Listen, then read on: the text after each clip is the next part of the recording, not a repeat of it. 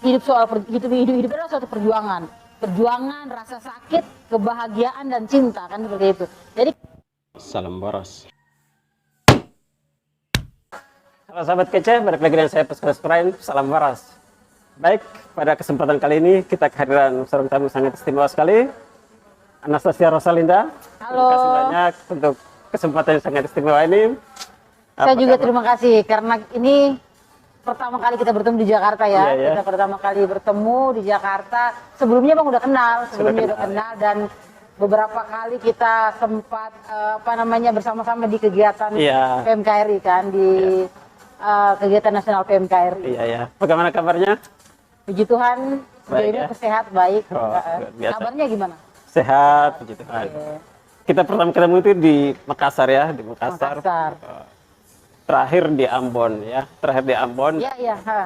Nah, ini cepat sekali dia naik nih, dia lambung saya gitu kan, istilahnya dalam kita di organisasi, dan saya sangat senang sekali. Terima kasih banyak untuk kehadiran malam hari ini. Mungkin di Jakarta sudah berapa lama nih di Jakarta? Saya di Jakarta itu sejak Oktober 2020 persisnya. Waktu itu pandemi kan, awal pandemi.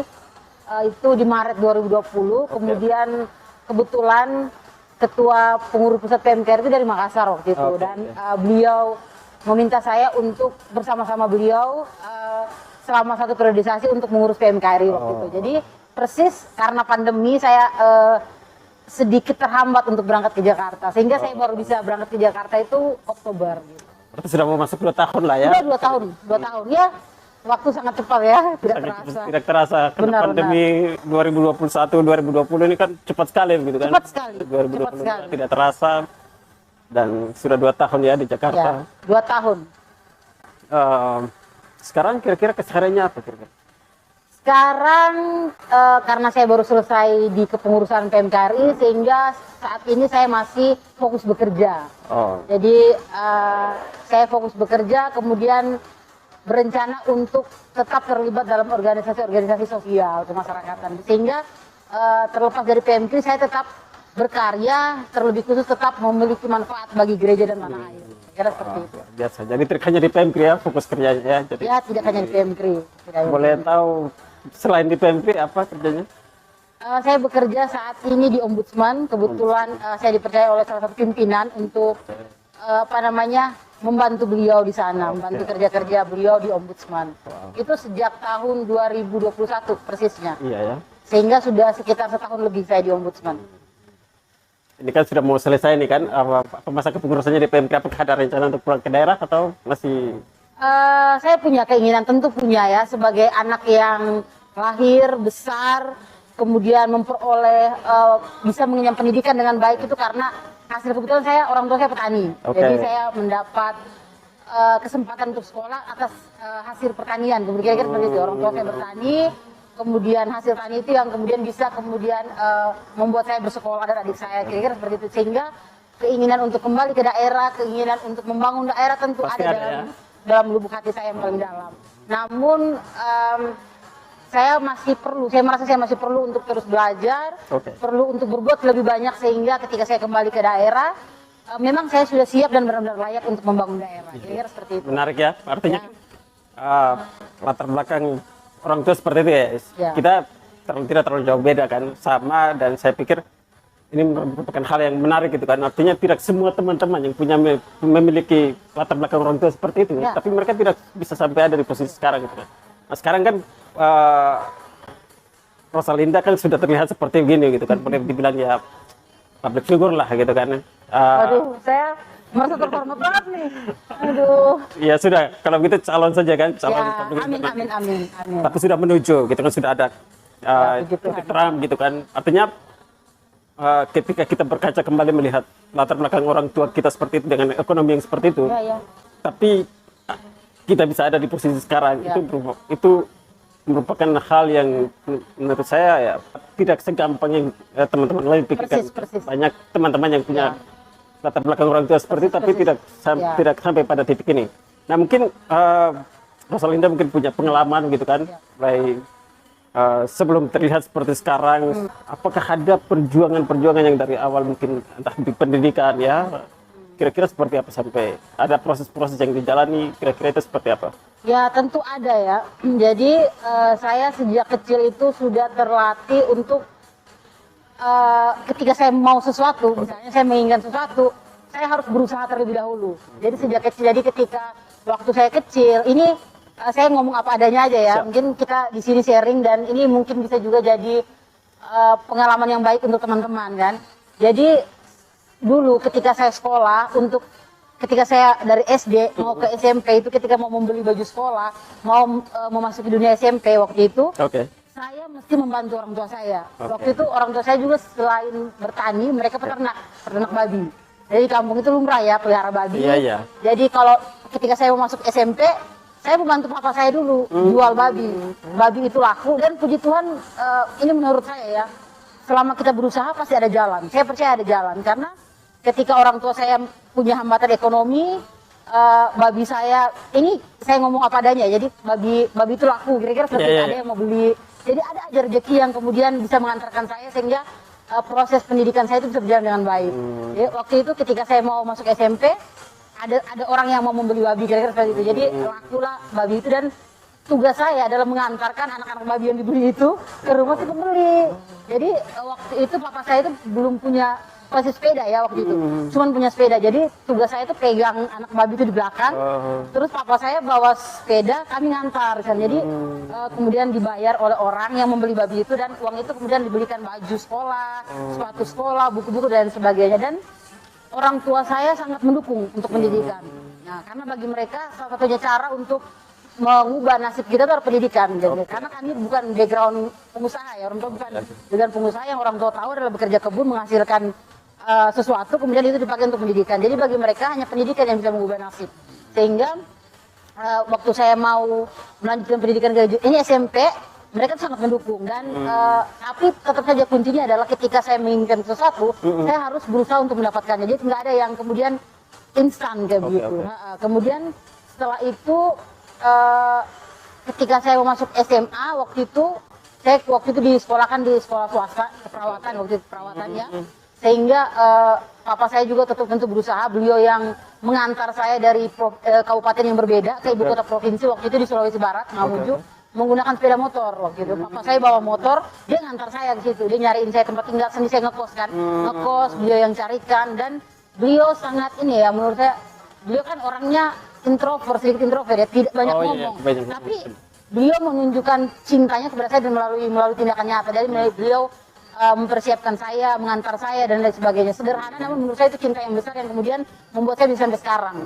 Nah, selain itu juga orang tua saya membuat saya menjadi seorang yang mandiri. Jadi ketika proses masuk sekolah, mereka selalu mengajarkan saya mendaftar sendiri. Kemudian ketika saya sakit pun mereka kebetulan sekolah saya dekat dengan puskesmas kan. Jadi saya harus datang sendiri ke puskesmas, berobat sendiri dan sebagainya. Artinya hal-hal itu yang kemudian membuat saya bisa mandiri, independen, independent woman, ya, membuat saya menjadi seorang yang independen ya, perempuan yang independen. Sehingga apa yang mau saya lakukan, saya mesti apa yang saya inginkan saya mesti perjuangkan. Nggak gampang sih, gampang, ya? Banyak proses yang iya. Kemudian ketika saya pulang sekolah pun saya mesti membantu. Kebetulan papa saya petani sawit, saya ke kebun kelapa sawit membantu apapun yang bisa saya kerjakan. Kalau pada saat musim tanam padi di sawah itu, saya bantu. Saya mesti mulai dari mencabut bibit padi, membersihkan rumput, kemudian sampai kepada hal-hal yang waktu itu kami menyemprotkan pestisida, kira-kira seperti itu kan, untuk menjaga padi kan. Itu saya juga lakukan itu, mengangkat air, menyemprot padi dan sebagainya, itu sudah saya lewati. Dan tapi saya tidak mengeluh atau tidak menganggap bahwa kok saya kecil saya sudah bekerja keras, karena memang saya diajarkan untuk memperjuangkan apa yang saya inginkan. Kayak gitu. Apakah dengan aktivitas seperti itu apakah mendapat olok-olokan dari teman-teman sebaya begitu? Waktu itu ya di kampung saya kayaknya nggak ada sih. Karena mungkin sama ya. Iya, karena bersama. Teman-teman saya pun anak-anak petani, jadi membantu orang tua itu hal yang biasa. Dan mereka juga seperti orang lain pun seperti itu, bukan cuma saya. Kebetulan hanya saya menyampaikan di sini, tapi teman-teman saya yang lain pun sama. Aktivitasnya sama seperti saya. mungkin ada yang membantu di rumah, ada yang membantu di kebun dan lain sebagainya. Sebenarnya aktivitas begitu ya, Ya. kita yang latar belakang dari keluarga petani seperti saya, Iya, rasakan pasti hal yang mengerti sama, kan? kita sama-sama lah hal-hal seperti itu. Nah ini kan Iya, iya. yang biasa seperti mendapat bullying gitu Iya. kan, itu ketika orang-orang di kota ya itu Iya. kebanyakan yang Iya. kalau tanda kutip cerdas secara otak tapi tidak punya hati itu kan. Iya, iya, Kalau iya. kita di kampung kan. Iya, menarik. Mungkin dari ini kan dari kedua orang tua kira-kira pelajaran hidup yang paling penting yang Poin paling penting yang saya pelajari dari mereka adalah untuk mendapatkan sesuatu kita mesti memperjuangkannya terlebih dahulu. harus bekerja ya. Mesti ya dengan cara bekerja dan lain sebagainya lah yang membuat tujuan kita itu tercapai. Oke, Itu oke. pertama. Kedua, mereka mengajarkan kepada saya tentang kemandirian. Dan tanda kutip begini, ucapan yang selalu papa saya sampaikan kepada saya adalah kau tahu apa yang terbaik untuk hidupmu. Oke, Jadi oke. saya sejak SMA, tepatnya SMA itu mereka tidak pernah memaksakan saya harus ini, tidak. Ketika saya tanya, Pak, saya mau kuliah di Makassar waktu itu, mau kuliah di Makassar. Mereka selalu bilang, kamu tahu apa yang terbaik buat hidupmu, kami siap mendukung kayak gitu. Jadi itu yang membuat saya merasa harus bertanggung jawab kayak gitu. Jadi orang tua saya memberikan kepercayaan yang besar kepada saya, maka saya harus bisa mempertanggungjawabkannya. Sehingga kayak semacam kemandirian hidup itu yang mereka kasih buat saya. Itu yang kedua. Yang ketiga, yang mereka ajarkan kepada saya soal kasih sayang ya tentu ya, Oke, kasih oke. sayang. Jadi orang tua saya itu suka membantu orang, kemudian orang tua sampai dalam tanda kutip pernah ada masa yang kayak mereka membantu tapi malah ditipu kayak gitu, Oh. kayak gitu. Saking mereka baik sama Baik, orang. Jadi baik banget. kayak mereka mengajarkan saya soal mengasihi orang tanpa pamrih. Kemudian yang berikutnya adalah mengasihi perbedaan ya, karena Iya. papa saya, mama saya itu kami tinggal di daerah transmigran yang notabene bertetangga dengan orang-orang yang berbeda keyakinan, berbeda suku budaya, budaya. sehingga tidak ada sama sekali sekat bagi orang tua saya. Iya, iya. Misalnya nih tetangga butuh sesuatu atau apa itu orang tua saya membantu dan mereka mengajarkan soal mencintai perbedaan. Oke, oke. Jadi menghargai orang tanpa memandang perbedaan seperti itu. Ya menarik ya. Ini kan Ya. mungkin lebih soal ini ya, soal apa namanya, bagaimana orang tua memberi kepercayaan kepada Ya, anaknya. Ini benar, menjadi benar. hal yang pelajaran sangat penting karena anak kalau semakin ditekan itu pasti dia akan Iya, apalagi perempuan. Iya, perempuan itu ya. Ya saya bisa sampai ke Jakarta itu karena mereka percaya terhadap saya. Iya. Kepercayaan itu yang saya jaga. Iya, iya. Ini menarik ini kan. Kuliahnya di Saya waktu di Makassar Makassar. kemarin. SMA di Makassar. SMA di Mamuju, Sulawesi Barat. Oh. Di kampung. Jadi merantau lagi berarti ya. Iya, merantau lagi. Jadi saya dari kampung saya di desa, Oke. merantau ke ibu kota provinsi di Mamuju, Sulawesi Barat. Kemudian pas kuliah itu saya merantau lagi ke Makassar gitu. Di Sulawesi Selatan, ibu kota provinsi Sulawesi Selatan. Lebih jauh lagi dengan. Ya, tambahlah sekarang di Jakarta. Jauh lah lagi. Tapi mohon maaf, Ya. orang tua masih sehat ya. Masih Puji Tuhan masih sehat, masih berkabar Masih ada. setiap hari. Oh. Gitu. Masih Masih. sehat. Keduanya masih Luar biasa. sehat. Heeh. luar biasa. Masih bekerja kebun masih tentu. Masih ya. Luar biasa. Dari ketika masuk ke Makassar begitu kan, kira-kira apa yang membuat Rosalinda bisa berada di titik ini begitu? Kira-kira seperti Ya. apa? Saya tipikal yang gini ya, kalau kita ngomong orang cerdas tuh banyak kan, orang pintar banyak. Tapi saya nggak merasa pintar, biasa aja saya. Oke, oke. Sama pada umumnya. Saya tidak pintar juga, tidak punya latar belakang keluarga yang kaya misalnya, atau punya jejaring yang besar, orang-orang yang jaringan-jaringan enggak juga. Jadi yang saya pelajari dari hidup saya adalah saya punya daya survive, bisa memperjuangkan kira-kira seperti itu. Jadi ketika itu ya, terus kemudian saya setia pada proses, ketika kenapa saya bisa sampai ke sini, artinya ketika ada kesempatan pasti saya ambil. Itu poin penting. Ketika ada kesempatan saya ambil dan saya menjalaninya dengan sungguh-sungguh. Even mungkin di jalan ada tantangan, hambatan dan sebagainya, sebagai manusia saya kadang down juga, kadang stres, kadang saya merasa kok nggak adil banget kan untuk saya yang perempuan, saya dapat situasi yang menyakitkan, mungkin tantangan yang berat, yang sebagai seorang perempuan saya merasa kayak ini nggak adil buat saya. Mungkin ada masa-masa seperti itu, tapi kesetiaan terhadap proses itu ya, kesetiaan terhadap proses ini mungkin pengalaman spiritual ya. Boleh. Pengalaman spiritual yang kayak saya percaya soal kita setia pada perkara kecil. Siap. Setia pada perkara kecil, maka Tuhan akan kasih kita kepercayaan pada perkara-perkara yang lebih besar. Itu yang kemudian membuat saya apapun itu yang saya kerjakan, saya pasti akan kerjakan dengan baik. Kerjakan dengan baik, meskipun mungkin di depan ada kekurangan, ada hambatan, tapi saya tetap akan menjalani itu. Gitu. Luar biasa ya. Itu yang kemudian menurut saya ya, menurut saya yang kebaikan yang kita lakukan, perjuangan yang kita lakukan yang mengantarkan kita pada tangga-tangga kehidupan yang lebih tinggi kayak gitu. Ini artinya tadi kan ke sini karena tadi diminta sama Pak Beni, Pak Beni membantu lah dalam masa kepengurusan. Ya. Nah, mungkin cerita sedikit tentang pengalaman di organisasi mungkin ya, di kuliah, terus bagaimana supaya ini juga pesan untuk teman-teman yang muda gitu kan. Bagaimana pentingnya untuk organisasi begitu untuk teman-teman untuk generasi sekarang? Jadi saya memang sudah tertarik untuk berorganisasi itu sejak di bangku sekolah dulu. Waktu SMA saya terlibat di OSIS, waktu itu sempat maju ketua OSIS, tapi ya mungkin belum waktunya aja kali waktu itu, sehingga saya kalah waktu itu. Tapi setelah itu saya jadi sekretaris OSIS waktu itu pernah. Jadi memang selama saya sekolah itu saya sudah aktif di organisasi. Kemudian ketika kuliah waktu itu saya tertarik untuk masuk PMKRI. Adalah prosesnya sosialisasi dan sebagainya, tapi kita fokus ke kenapa saya masuk PMKRI-nya. Jadi kemudian saya mendaftar dan memang dari dalam diri saya itu punya ketertarikan untuk berorganisasi tepatnya. Namun tidak ada terbersit soal jabatan apa semua, tidak ada. Jadi saya memang berorganisasi pertama karena saya merasa membutuhkan komunitas ya, membutuhkan jejaring dan sebagainya, membutuhkan teman lah, bahasa sederhananya teman baru. Apalagi saya perantau dari Sulawesi Barat, kalau saya tidak aktif di berbagai organisasi atau tidak memiliki satu komunitas, saya merasa bahwa saya tidak punya orang-orang yang, atau saya tidak mengenal cukup banyak orang nantinya. Jadi saya hanya datang ke kota, kuliah, pulang ke kos dan sebagainya tanpa punya aktivitas yang menurut saya berarti buat hidup saya ke depan kan gitu.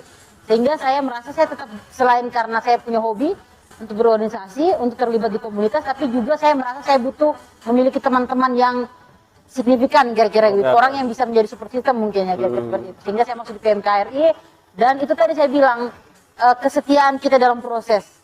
Sehingga saya masuk PMKRI bukan sekedar saya hanya masuk saja, saya melalui tahap kaderisasinya, kemudian dipercaya untuk beberapa kegiatan dan sebagainya, kemudian terus-menerus aktif seperti itu ya kira-kira ya. Sehingga waktu itu teman-teman mempercayakan saya sebagai ketua cabang. Tapi sebelum itu saya pernah kalah juga. Iya ya? Iya, saya pernah kalah. Saya pernah dengar cerita soal ini. Jadi nggak semulus yang orang tahu. Iya ya. Saya kalah juga dan ya. Tapi kembali fight lagi. Akhirnya menang ya.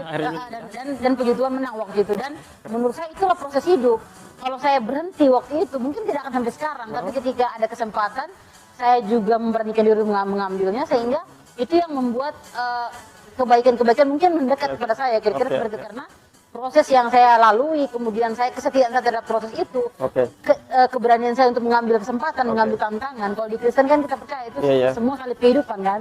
Bagi saya itu salib kehidupan yang Tuhan percayakan kepada saya. Jadi saya tidak bisa menolak, tapi saya tetap akan menjalani dengan baik kayak gitu. Kemudian selesai itu saya sempat bekerja, tapi saya tetap aktif di beberapa organisasi juga, di gereja Katolik ya, khususnya yang membantu beberapa senior-senior, dan sampailah kepada kesempatan yang mengantarkan saya sejauh ini ya, sampai ke Jakarta. Sampai di Jakarta. Untuk masuk pengurus pusat seperti itu. Akhirnya sampai di Jakarta. Ya, sampai di Jakarta. Jadi dari latar belakang orang tua yang mohon maaf ya, seperti petani itu, lah, kita ngomong petani ya. lah. Tapi dari proses yang tadi mungkin, apakah itu juga menyumbangkan ya, membentuk karakter atau membentuk mentalnya? Benar. Jadi ini cerita sedikit ya.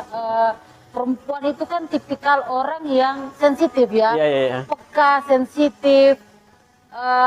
Dalam tanda kutip gini, kita mudah tersinggung dan kita nggak siap untuk benturan-benturan keras sebenarnya perempuan. Dan saya juga perempuan masalahnya, jadi saya punya sisi itu. Mungkin ini juga teman-teman yang saya kebetulan percaya terhadap zodiak dan sebagainya ya. Saya bernaung kira-kira seperti saya, tipikal yang percaya. Saya nggak tahu ya teman-teman percaya atau enggak ya. Saya lahir Februari. Saya punya zodiak yang saya nggak perlu sebut, tapi zodiak yang sedikit sensitif, kemudian mudah tersinggung. Sebenarnya nggak suka tantangan, lebih ke ini ya. Saya orangnya tipikal yang sensitif kira-kira, jadi mudah tersinggung dan sebagainya. Nah, karena masuk di organisasi yang mau tidak mau kita tidak hanya bertemu dengan perempuan dong, bertemu dengan kader-kader laki-laki, kemudian kita masuk dalam kepengurusan yang lu harus bisa kerjasama nih sama semua orang, kerjasama dengan orang lain. Kemudian lu harus bisa menerima kritik nih, lu harus bisa kalau mau memperjuangkan sesuatu, kamu harus bisa mempertahankan argumentasi nih, kayak gitu, kira-kira seperti itu. Sehingga di organisasi yang kemudian menurut saya, karena saya masuk PMKRI, jadi bagi saya PMKRI itu yang membentuk karakter saya. Gitu ya.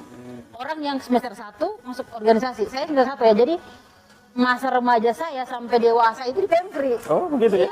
Soalnya saya dari masuk 13 kan, 13 sampai persis 2022 kan. Jadi dari umur saya belasan tahun itu sampai ke umur saya lebih 20 lebih sekarang, yang menurut saya sudah sangat dewasa ya. Jadi proses remaja ke dewasa itu saya lalui di organisasi. Jadi persis yang membentuk karakter saya, mental saya, sehingga saya bisa survive, bisa menjadi orang yang mau didengar, lu harus bicara. Kayak gitu kira-kira ya, pertanyaan argumentasi. Mau didengar, maka harus bicara dong. Terus kemudian mau dipilih, lu harus mencalonkan diri dong. Terus berani dong kayak gitu. Kemudian ketika sudah berada pada posisi tertentu, ada kritikan ya mau tidak mau kita harus terima. Kayak gitu, terima. Even itu benar atau salah dan lain sebagainya itu urusan nanti, tapi harus punya daya bertahan, daya bertahan yang itu yang menurut saya membuat saya sebagai perempuan bisa bertahan di organisasi kayak gitu. Dan dari masa remaja ke dewasa dengan mental yang sebenarnya saya orang tipikal yang sensitif, nggak suka kritik dan sebagainya. Kemudian iya saya dulu tipikal yang cepat tersinggung kayak gitu. Tapi ketika di organisasi itu yang kemudian membentuk saya menjadi orang yang oke, silakan dikritik. Saya juga punya hak dong untuk menanggapinya seperti apa, jadi seperti itu. Itu yang membentuk saya sampai sekarang. Jadi itu bagi saya perempuan memang perlu untuk berorganisasi. Minimal kita bisa mengenal karakter orang itu paling penting. Sehingga ketika kita di dunia kerja nanti, kita nggak akan gontok-gontokan sama orang. Hanya karena merasa kok dia nggak ngomongin saya hari ini, saya salah apa ya. Hal-hal yang menurutku nggak terlalu penting untuk dipikirkan gitu. Itu hal kecil yang kemudian bisa kita bentuk di organisasi. Kita yang dibentuk oleh organisasi melalui proses tadi. Wah, menarik ini kan. Karena punya pemikiran, ya punya mental yang boleh dibilang ya sekuat baja gitu kan. Hanya berada di titik ini karena ya kita tahu lah badainya seperti apa. Badainya, benar. Badai kehidupan seperti apa. Apalagi dengan kita yang ya bukan anak public figure gitu kan. Bukan anak siapa-siapa, tapi tiba-tiba kita muncul. Nah, itu kan menjadi pertanyaan besar. Kira-kira apa proses yang kita lalui gitu kan? Bagaimana kita menyikapi setiap tantangan yang ada, begitu kan? Bagaimana kita mental kita survive di setiap tantangan yang kita ambil, gitu kan? Saya pikir siapapun yang punya latar belakang tanda kutip ekonomi seperti Rosalinda, saya pun kita tahu lah bagaimana. Ya mau tidak mau kita harus jadi istilahnya single fighter. Kita tahu nggak? Saya di Makassar itu sampai pernah pada posisi yang saya bekerja sebagai pembersih kebun. Iya, ini yang orang nggak pernah tahu loh. Jadi saya pernah waktu untuk mengisi waktu saya dan untuk ya setidaknya menambah pemasukan, tidak terlalu membebankan orang tua, saya pernah menjadi kayak misalnya merawat kebun di salah satu rumah sakit di Makassar, rumah sakit swasta lah. Nah itu waktu itu, jadi ada masa-masa yang orang nggak pernah tahu ini, orang nggak pernah tahu dan hanya saya yang tahu dan ada 1-2 yang teman-teman dekat saya yang tahu. Saya pernah kerja membersihkan pagi itu jam 6 pagi, jam setengah 6 pagi udah membersihkan taman, merawat bunga dan sebagainya. Itu sebagai ya bahasa umumnya orang kenal dan tukang kebun lah ya. Sambil kuliah waktu itu. Itu pertama. Kedua saya pernah kerja di rumah makan. Ketika waktu kosong libur itu saya bekerja di rumah makan untuk rumah makan lah, pekerjaan-pekerjaan seperti memasak dan sebagainya. Itu saya lalui juga yang tidak terpublis pastinya ya. Yang orang lihat kan, yang saya dari Makassar sampai ke Jakarta bekerja aktif di organisasi terlihat di sosial media mungkin. Medianya seperti itu, baik banget, wow banget. Ya ternyata orang kan tidak lihat bahwa saya pernah jadi tukang kebun, saya pernah kerja di rumah makan, kayak gitu. Itu yang menurut saya dinamika kehidupan yang pernah saya lalui. Jadi tidak langsung aja hari ini kita kenal Anastasia Rosalinda seperti begini, seorang perempuan yang menurut saya ya tangguh lah ya, bisa survive sampai berada di titik ini, ya ternyata asam garam kehidupan yang pernah dijalani ya, seperti apa lika-likunya dan akhirnya membentuk pribadi seperti ini. Ketika membayangkan kembali ketika berada di posisi itu, ketika ada tantangan seperti itu bagaimana? Atau jangan sampai teman-teman ada yang menghadapi situasi ekonomi seperti itu, mungkin apa pesan untuk mereka? Yang penting itu sebenarnya dalam hidup bukan apa yang kita punya, bukan tentang apa yang kita punya ya, tapi lebih kepada apa yang mau kita capai dan cara kita untuk mencapainya seperti apa. Kayak gini, kita mungkin bisa punya kita bicara sedikit sensitif ya. Kita mungkin bisa punya HP yang bagus dengan cara yang tidak lurus kayak gitu. Itu bisa aja. Saya mungkin bisa dapat kehidupan yang lebih baik dengan cara-cara yang dalam tanda kutip kita ngomong soal kiri dan kanan ya. Cara kiri mungkin bisa aja, tapi menurut saya hidup itu tidak seperti itu. Kita tidak perlu hidup sampai seperti itu kayak gitu. Ketika kita mau sesuatu, caranya itu harus benar untuk sampai ke sana gitu. Kalau kita mau kita mencapai tujuan kita dengan baik ya. Istilahnya gini, kalau saya mau naik tangga ke tangga 10, saya mesti melewati tangga pertama, tangga kedua, tangga ketiga, satu persatu. Itu nggak bisa langsung. Kalau langsung bisa saja saya jatuh dong, karena saya punya keterbatasan, kaki saya tidak mungkin mencapai tangga 10. Mungkin saya punya cara yang lain untuk sampai ke tangga 10, tapi ketika jatuh saya akan kembali ke nol lagi kayak gitu. Jadi bagi saya pribadi, kalau teman-teman mempunyai kendala ekonomi, berasal dari keluarga yang sama seperti saya mungkin petani dan sebagainya, maka untuk mencapai sesuatu ya kayak tadi, saya mesti berusaha dulu. Mungkin even itu jual babi atau yang lain-lain dan sebagainya kan, kita mesti berusaha dulu. Kemudian untuk sampai ke SMP misalnya, kemudian untuk sampai ke SMA seperti, artinya satu persatu tangga itu kita lalui dengan perjuangan tadi. Yang tentu, ini prinsip saya, bagi saya hidup itu hidup adalah suatu perjuangan, rasa sakit, kebahagiaan dan cinta kan seperti itu. Jadi kita mesti lalui dulu di perjuangan itu, merasakan sakit itu sebagai bagian daripada proses hidup, proses pendewasaan. Kemudian baru kita mencapai kebahagiaan dan tentu mencapai cinta dan sebagainya kayak gitu. Jadi bagi saya yang terpenting adalah kita mau terus berusaha, kemudian mau melewati proses itu dengan cara yang benar. Kemudian yang ketiga, rasa sakit mungkin di jalan yang kita lalui itu adalah kita proses hidup, karena kita manusia kan, kita manusia biasa, sakit itu pasti, tapi kita percaya bahwa kita akan sampai pada kebahagiaan, jadi seperti itu. Maka untuk teman-teman yang mungkin latar belakangnya sama seperti saya, oke, nggak ada masalah. Terlahir miskin itu bukan dosa ya, ini saya bukan dosa ya. Tapi mati miskin itu yang, saya tidak bermaksud untuk mengatakan miskin itu jelek, tidak. Maksudnya terlahir, mungkin kita pakai bahasa yang lebih sederhana, terlahir sederhana mungkin itu bukan dosa ya, tapi mati dalam keadaan yang sama itu dosa bagi saya. Dosanya kita ya. Dosanya kita. Kenapa kita tidak memperjuangkan hidup kita dengan baik semasa hidup kayak gitu. Jadi teman-teman punya kondisi ekonomi yang sama seperti saya, jalani dengan terus berusaha dengan cara yang benar. Dan paling penting pendidikan itu nomor satu. Bagi saya pendidikan itu nomor satu. Kita bisa menjadi apapun yang kita mau selama kita melalui proses pendidikan dengan baik. Kemudian pendidikan itu tidak hanya soal duduk di bangku sekolah, tidak seperti itu.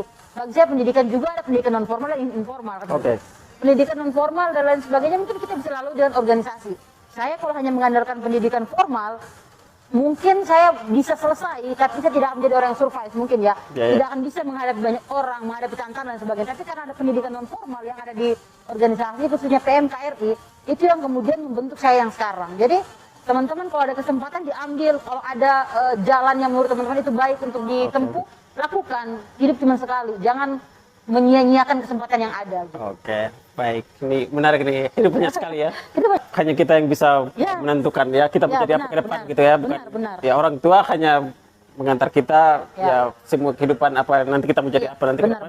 Persis seperti kata ketua tadi soal terlahir sederhana itu bukan salahnya kita, tapi bagaimana ke depan kalau kita mati dengan keadaan yang sama, itu dosa bagi kita, itu dosa yang kita buat sendiri. Jadi itu tadi, dia berada di posisi sekarang ya bukan karena dari orang tuanya yang latar belakang yang dengan segala fasilitas yang ada, tapi dia datang dengan keberadaan yang memang nol ya, tapi sampai posisi ini. Dan itu hanya soal yang tadi, bagaimana kerja kerasnya, bagaimana mempercayai proses ya, bagaimana berjuang survive untuk di setiap tantangan yang ada. Karena ya kita dengar sendiri tadi soal banyak belajar di organisasi dan pendidikan formal juga memberi banyak pelajaran hidup lah untuk ketua sendiri. Mungkin terakhir apa yang mau disampaikan soal pesan-pesan untuk terutama untuk teman-teman perempuan deh. Untuk teman-teman perempuan ya. Supaya... Jadi pertama ini yang perlu kita ketahui bahwa mungkin sebagian besar perempuan itu merasa poin yang paling penting yang harus diperjuangkan soal penampilan secara fisik. Oke. Mungkin tidak semua ya, tapi ada. Tapi bagi saya itu hanya sebagai faktor pendukung. Tapi apa yang kita tahu, orang-orang yang kita ada di sekeliling kita ya, yang saya sebut super system kita, itu yang paling penting. Apa yang kita tahu dalam tanda kutip begini, kita mesti punya wawasan. Kita mesti, sehingga ketika kita berada di tempat kerja atau dimanapun, yang kita pancarkan itu bukan hanya soal penampilan fisik, itu semua hanya sebatas kulit ya, maksudnya hanya hal-hal yang terlihat di permukaan, tapi ada satu kapasitas diri, kemampuan diri, entah dia dari background pendidikan ataupun background organisasi, kemudian cara kita untuk berkomunikasi dengan orang, menghadapi orang, cara kita untuk mengatur suatu tim dan sebagainya, menyelesaikan pekerjaan, itu yang jauh lebih penting daripada sekedar penampilan fisik. Jadi itu bagi teman-teman perempuan, sehingga kalau kita bicara soal kesempatan kepada perempuan, itu negara kita sudah membuka banyak kesempatan perempuan. Sehingga yang perlu kita lihat sekarang bukan lagi memandang bahwa kenapa laki-laki lebih banyak kesempatan, kenapa perempuan tidak, tapi kita mesti menunjukkan bahwa kita layak, kita pantas, sehingga menempati posisi-posisi tertentu itu bukan karena pemberian dalam tanda kutip belas kasihan, karena dianggap bahwa ini nggak ada ketersamaan. Orang merasa bahwa kita kasih posisi terhadap perempuan hanya karena dalam tanda kutip memenuhi kuota misalnya. Ya. Tapi perempuan nggak bisa seperti itu. Kita Kita terlahir sama dengan laki-laki. Saya punya dua mata juga kan? Iya, dua tangan sama, dua kaki sama. Punya pikiran, punya akal budi dan sama. Punya hati, punya perasaan sama. Artinya tidak ada yang kemudian lebih istimewa daripada laki-laki dan perempuan. Sama aja, tinggal bagaimana kita membentuk diri kita dengan baik, sehingga ketika kita masuk kepada tempat tertentu, posisi tertentu, memang kita layak gitu. Kita layak dan kita membuktikan bahwa kita bisa. Jadi perempuan yang pertama yang harus dikedepankan itu soal pengetahuannya, soal kapasitas dirinya. Penuhi dulu itu sembari penampilan fisik tentu penting, tapi itu sebagai faktor pendukung. Pendukung kita agar kita percaya diri dimanapun kita berada. Saya nggak harus punya barang mahal, nggak harus punya hal-hal yang cukup bersih, kelihatan bersih, rapi, dan itu sudah cukup banget. Yang paling penting adalah kapasitas diri kita, gitu. Itu yang pertama. Kedua, harus punya mentalitas yang baik. Dunia ini terlalu kejam kalau cuma ngadain cantik. Benar. Terlalu kejam. Jadi mental kita harus baik. Selain kapasitas, mental kita. Jadi kita harus bisa menghadapi tantangan-tantangan yang ada. Itu kedua. Ketiga, harus berani mengambil peran. Karena kita perempuan, kita harus berani mengambil peran. Dengan tanda kutip kita udah punya kapasitas yang baik. Berani mengambil peran, berani mengambil kesempatan. Itu. Kemudian ketiga, perjuangkan apa yang kita mau. Saya mau jadi apa nih? Saya harus tahu saya mau kemana nih. Saya harus tahu caranya seperti apa. Jadi harus punya, sehingga kita menjadi orang independen. Kemudian terakhir, mencintai, menghargai diri kita. Itu paling penting. Jadi kalau kita bisa menghargai sebagai perempuan, bisa menghargai diri kita, orang lain pasti akan menghargai kita dengan sama seperti kalau kita mau diperlakukan baik, kita mesti baik dong. Kalau kita mau dihargai, kita terlebih dahulu harus menghargai dan mencintai diri kita. Itu sebagai seorang perempuan. Itu aja mungkin. Ada pertanyaan lain? Ini menarik nih ya. Jadi kebanyakan orang mengatakan bahwa telur itu kalau pecah dari luar itu tidak ada kehidupan, tapi kalau pecah dari dalam berarti ada kehidupan. Artinya ini kan. Nah, seperti tadi. Paling penting itu soal kita ya. Iya, soal kapasitas kita. Kualitas dirinya. Kualitas diri, persis. Ditingkatkan gitu ya. Jadi terima kasih banyak Rosalinda. Ya, terima kasih. Luar biasa sekali, saya tercerahkan gitu kan. Selama ini mungkin terlalu nyaman di zona nyaman begitu ya. Ternyata ada yang lebih ngeri dari saya gitu kan. Ternyata ini memacu kita untuk terus berpikir, dan ternyata saya tidak sendiri begitu kan. Mungkin teman-teman yang sedang nonton video ini, ya itu tadi cerita banyak dari salah satu kawan lama gitu kan. Akhirnya kita jumpa lagi karena sebenarnya COVID saja sebenarnya yang memisahkan kita sebenarnya. Tidak terlalu jauh kita ya. COVID membuat yang dekat menjauh, tapi yang jauh bisa mendekat. Berat. Jadi akhirnya kita bisa jumpa, dan puji Tuhan hari ini kita bisa ngobrol santai di sini. Terima kasih banyak untuk kisah yang sangat inspiratif. Semoga teman-teman apa yang tadi di-sharingkan oleh salah satu sahabat lama saya ini, Bu Rosalinda, semoga menjadi inspirasi untuk teman-teman semuanya. Puji Tuhan. Saya pikir demikian saja untuk perjumpaan kita malam hari ini. Terima kasih banyak. Terima kasih. Bu Rosalinda dan teman-teman semuanya. Terima kasih. Kita jumpa di video selanjutnya. Salam waras. Salam waras.